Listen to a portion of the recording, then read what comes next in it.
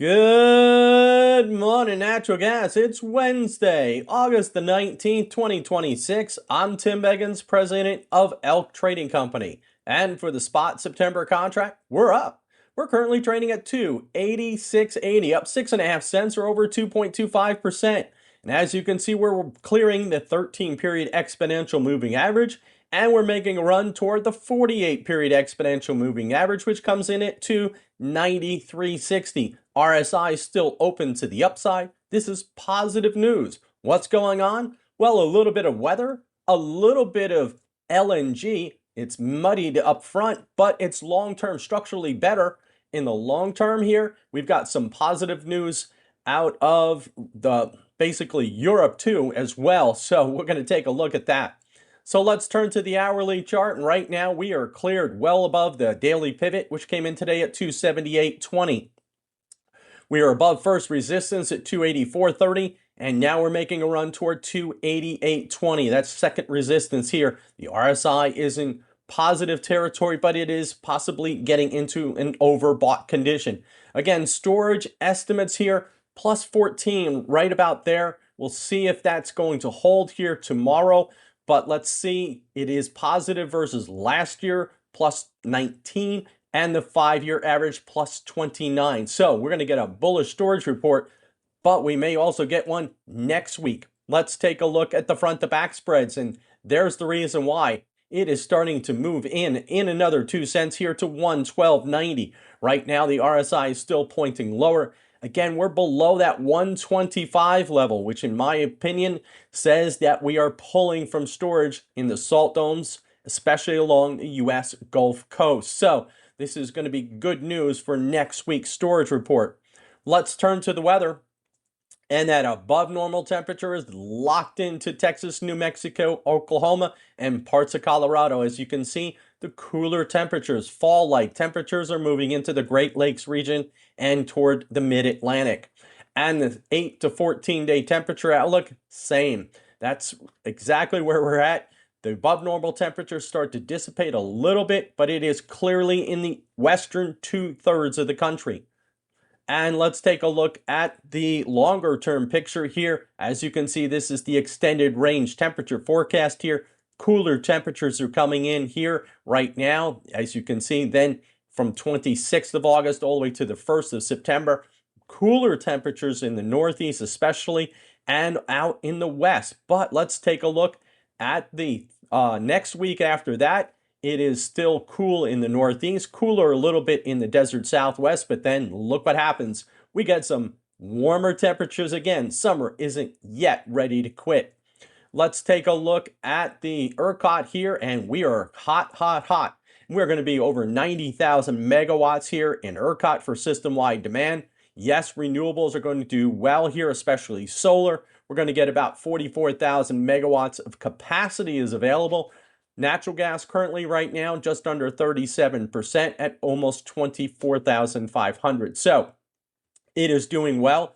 Still below solar at this moment, but wind will pick up later this evening here. So we're going to see a little bit more market share for natural gas later as solar starts to ease off. As the evening approaches, we're getting less and less sunlight. Remember that.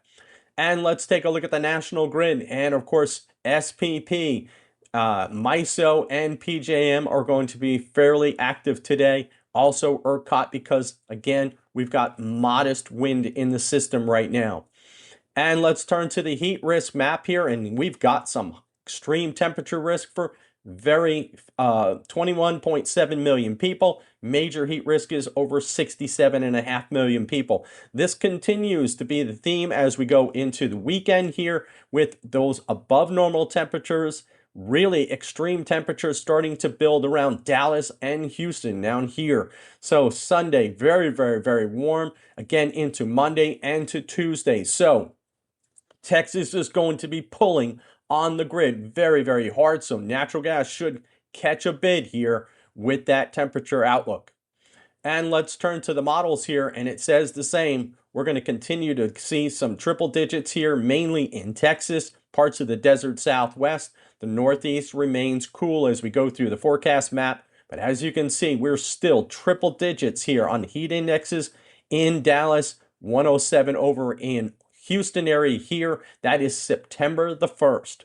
And as you can see, that continues into September. Oh, that is the 1st right there. Sorry about that. And as you can see, it is triple digits all the way over into South Carolina and all the way back up into St. Louis.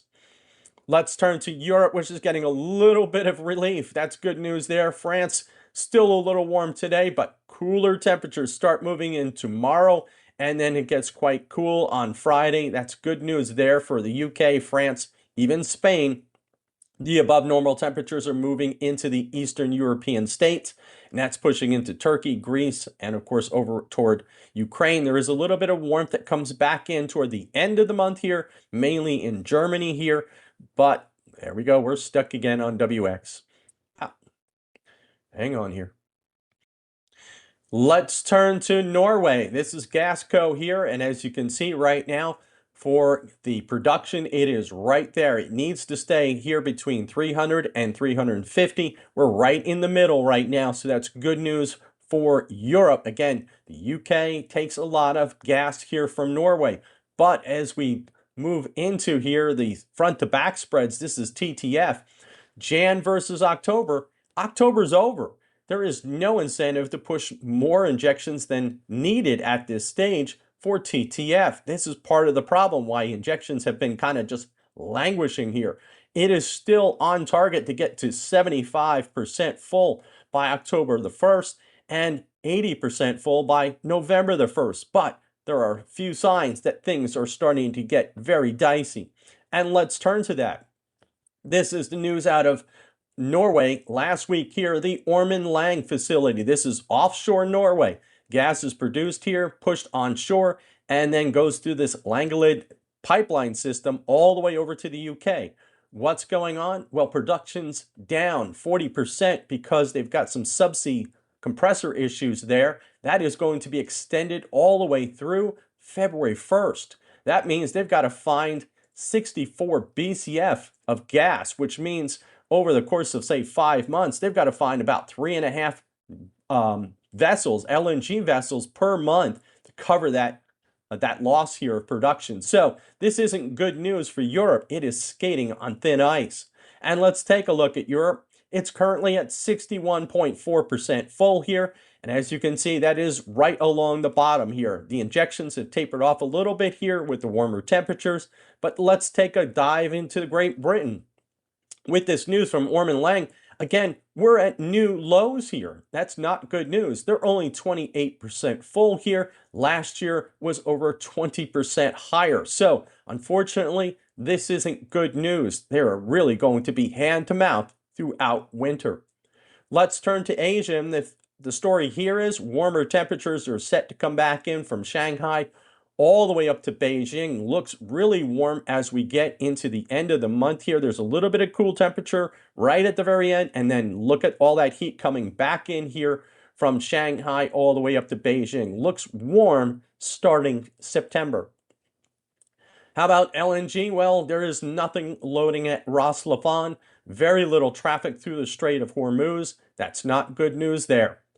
And let's turn to the U.S. There is still some maintenance here at Cameron Interstate Pipeline here. They're down to 1.44. That's going to end today, so we'll start to see this ramp up tonight. Let's turn to Freeport, and good news there. It was pushing up near 1.4 BCF, so looks like maintenance is starting to wrap up at Freeport. But there is still maintenance here at Creole Trail, and as you can see, there's still open capacity. There is some maintenance again at some of the compressor stations and some filter changes here, and that is what is affecting the capacity at Corpus Christi, which is pretty extensive at this stage. But again, it starts to ease up again after today. There's 750,000 of transport that's affected today. It eases down further tomorrow and even further the next day, and that should be the end of it. So 3 days, and then it should be over. There is still some capacity over at Calcasieu Pass they can grow into, but it is running steady at 1.634.